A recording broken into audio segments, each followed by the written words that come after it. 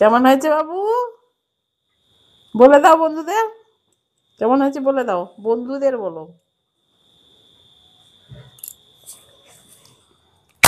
নমস্কার বন্ধুরা, আমি চলে এসেছি ছোট্ট অনন্যা রান্নাঘরে। তো শুভ শারদীয়ার শুভেচ্ছা সবাইকে। তো আজকে আমি একটা দারুণ স্বাদের রেসিপি আপনাদের সঙ্গে শেয়ার করব। জলদি কিভাবে ডিমের অমলেট বানানো যায় সেটা আমি আপনাদের সঙ্গে শেয়ার করব। দেখতে থাকো কিভাবে আমি অমলেটটা বানাই। প্রথমে আমি পেঁয়াজটা কেটে নিচ্ছি।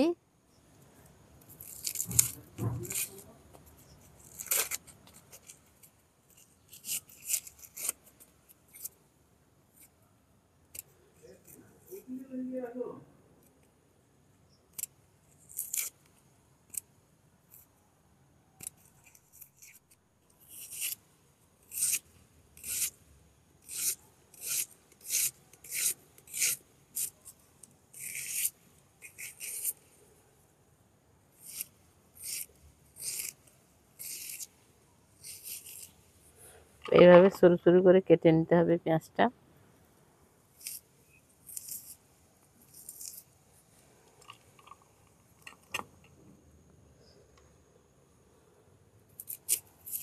একদম ঝটপট করে এই ডিমের অমলেটটা বানানো যায়, 2 মিনিটে রেডি হয়ে যাবে।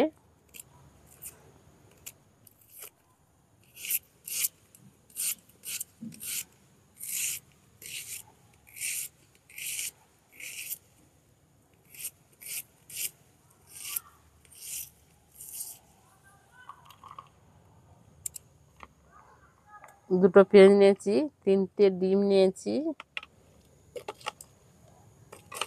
3টে কাঁচা লঙ্কা নিয়েছি, কুচি কুচি করে কেটে নিচ্ছি একদম ছোট ছোট করে এইভাবে।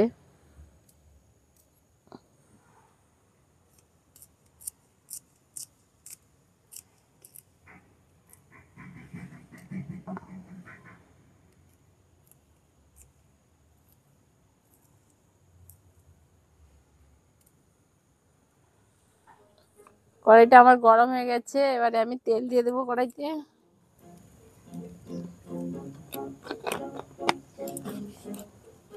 তেলটা গরম হয়ে গেছে, এবার আমি ডিমটা ভেজে নেব। কোনো বাটি গ্লাস কিছুই লাগবে না, শুধুই ডিমটা ফাটাবো আর ভাজবো। দেখতে থাকো।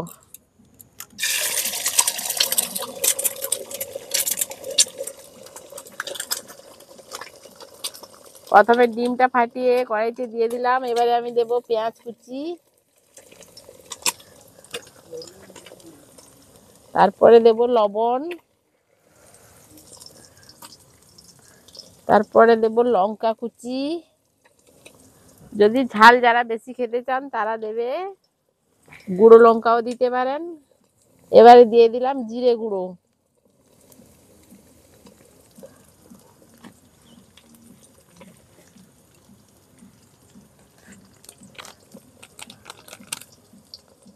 সানরাইজ চিকেন মশলার গুঁড়ো,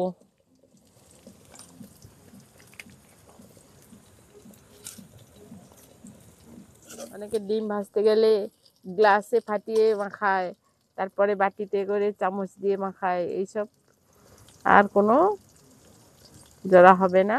তার জন্য এই রেসিপিটা আমি এভাবেই দেখাচ্ছি।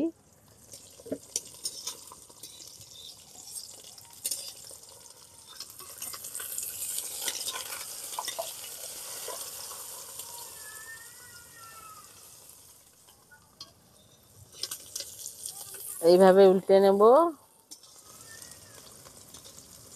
দারুণ দেখতে লাগছে।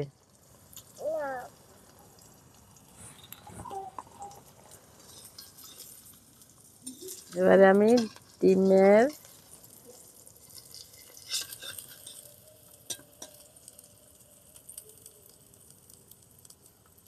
তেলটা ঝারিয়ে নিচ্ছি। এই তেলে আবারও একটা ডিম ভাজবো আমি।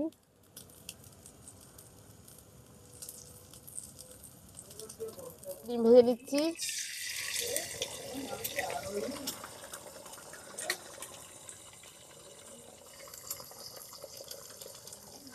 দিয়ে দেবো পেঁয়াজ কুচি,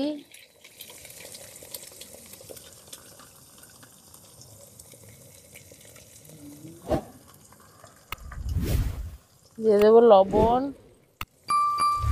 পরিমাণ মতো, কাঁচা লঙ্কার কুচি, জিরে গুঁড়ো,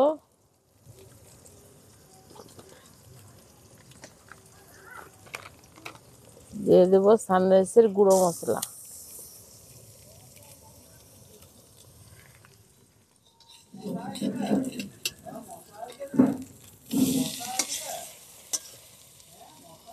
কত সুন্দর দেখতে লাগছে দেখুন বন্ধুরা, এভাবে বাড়িতে একবার হলেও বানিয়ে খাবেন এই টেস্টিটা কিভাবে হয়।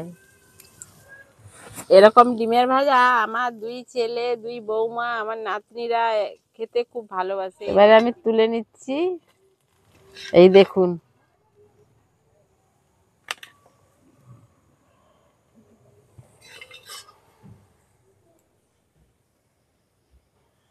আমার এই চটজলদি ডিমের রেসিপিটা যদি আপনাদের ভালো লেগে থাকে, লাইক, শেয়ার, সাবস্ক্রাইব করতে ভুলবেন না। ভালো থাকবেন, ঈশ্বরের আশীর্বাদে সুস্থ থাকবেন। নমস্কার।